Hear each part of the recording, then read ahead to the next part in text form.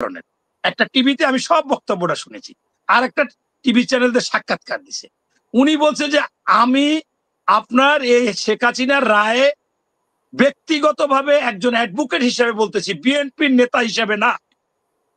যে আদালত আগে মানবতা বিরোধী যুদ্ধ অপরাধীদের জন্য বিচার হয়েছে, সেই আদালতই রায়কে যদি আজকে আবার এই গণহত্যার বিচার করে, এবং যদি সেই সময় যে ওই মানবতা বিরোধী বা যুদ্ধ অপরাধীদের পক্ষে যে উকিলরা ছিল তাদেরকে যদি আজকে হত্যাকর্তা বানাইয়ে বিচার করা হয়, এইটা কিন্তু প্রশ্নবিদ্ধ হয়।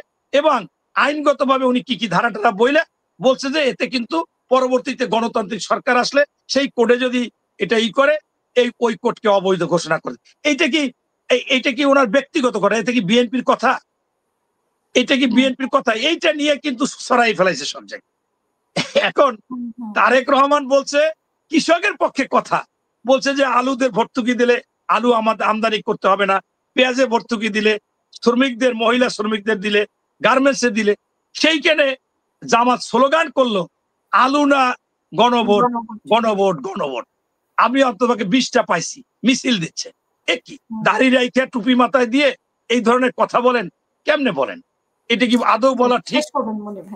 আমি যেটা মনে করি যে ফজলুর রহমান একজন 78 বছর বয়সের লোক, টকশোতে আইসিয়া বা অনেকে প্রশ্ন করে, অনেকে বক্তব্য দেয় বেয়াদব, অমুক তমুক, এই কথা কোনোভাবে বলা যায় না। আজকে আপনারা দেখেছেন যে দলটা ইসলামের কথা বলে, আমাদের সরোয়ার ভাইও বলছে যে তারা মহিলাদেরকে নিয়ে আসবে, আসলে তারা ক্ষমতালোভী।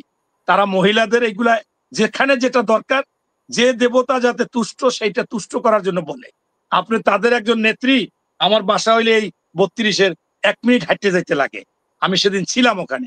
সে যে ভাষায় কথা বলেছে, যেভাবে পুলিশের পিছ দেয় তার পোশাক খুলে নিচ্ছে, আপনি এটা তো একটা, আমি পুরুষ হয়েও ওই ধরনের কথা ব্যবহার করতে পারি না, পুরুষ হয়ে। কারণ আমরা যখন লেখাপড়া করি ঢাকা বিশ্ববিদ্যালয়, এই সরোয়ার ভাইয়ের মুখ থেকে তো খারাপ কথা বাইরে না। যে যত শিক্ষিত হয়, কিছু জ্ঞান অর্জন করে, তার মুখ থেকে খারাপ কথা বাইরে না। একটা মেয়ে কিভাবে বাইর করলো? আবার আমাদের সেই ফজলুর রহমানের বাসার সামনে অন্য কেউ কিছু মেয়ে এবং শিবিরের ছেলেরা সেই রাস্তায় দাঁড়াই নামাজ পড়লো, আর সেইটা কি বললো, এই কাউয়া আর কি বললো।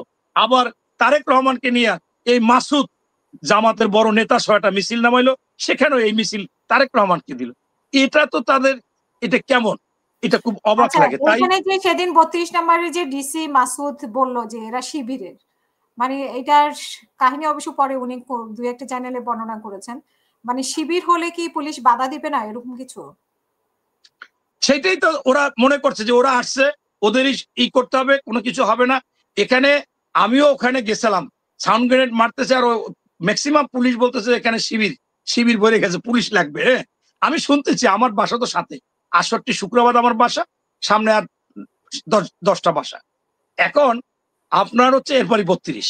এখন এই যে বিষয়টা, এইটা আপনি আপা বলেন, আমি তো অনেক আগে বিএনপি কে অনুরোধ করছি যে আপনারা আওয়ামী লীগ ধরে দেন কেন, এনসিপি ধরছে, জামাত ধরছে, কোথাও কিন্তু এই মিছিল মিটিং এ আজ পর্যন্ত একজনকে ধরে দেয় না। সব বিএনপির যুবদল, ছাত্রদল, এই বিএনপি আলারা ধরে ধরে দেয়।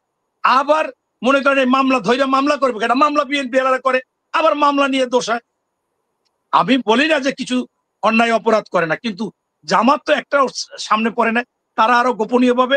এখন শেষ কথাটা, আমি একটু আগে মান্না বাইরে দেখলাম একটা টক শোতে বললো যে ওনার এলাকা থেকে কয়েকজন লোক এসেছে, তারা প্রমাণ সহ বলেছে যে জামাতের লোক আওয়ামী লীগের বাসায় বাসায় গিয়ে যারা একটু পালাই টালাই আছে, তাদের কোনো সুবিধা অসুবিধা লাগুক আর না লাগুক, তাদেরকে টেকনিক্যালি টাকা পয়সা বা কিছু বাজার সদাই দিচ্ছে, এই দিয়ে দিয়ে দিয়ে দিয়ে তাদেরকে কাছে আনার চেষ্টা করতেছে। আপনারা করেন কি? এটা মান্না ভাইরে বলছে। অতএব ভোটের জন্য জামাত সবকিছু করতে পারে, এটা বিএনপিরও করা উচিত, বিএনপিরও সেই প্রতিযোগিতায় আসা উচিত। শেষ কথাটা আমি এরকম বলতে চাই, বিএনপির ভারপ্রাপ্ত চেয়ারম্যান মহোদয় তারেক রহমান সাহেব, তিনি চিন্তা করেছেন যে যদি বিএনপিকে ক্ষমতায় আনতে হয়, কোনো কোনো ক্ষেত্রে ছাড় দিতে হবে, কোনো ক্ষেত্রে আমাদের সঠিক থাকতে হবে। হয়তোবা আমাদের 150 প্রার্থী সঠিকভাবে দিব, আর 150 প্রার্থী বিভিন্নভাবে দিতে হবে, বা 100 প্রার্থী দিতে হবে।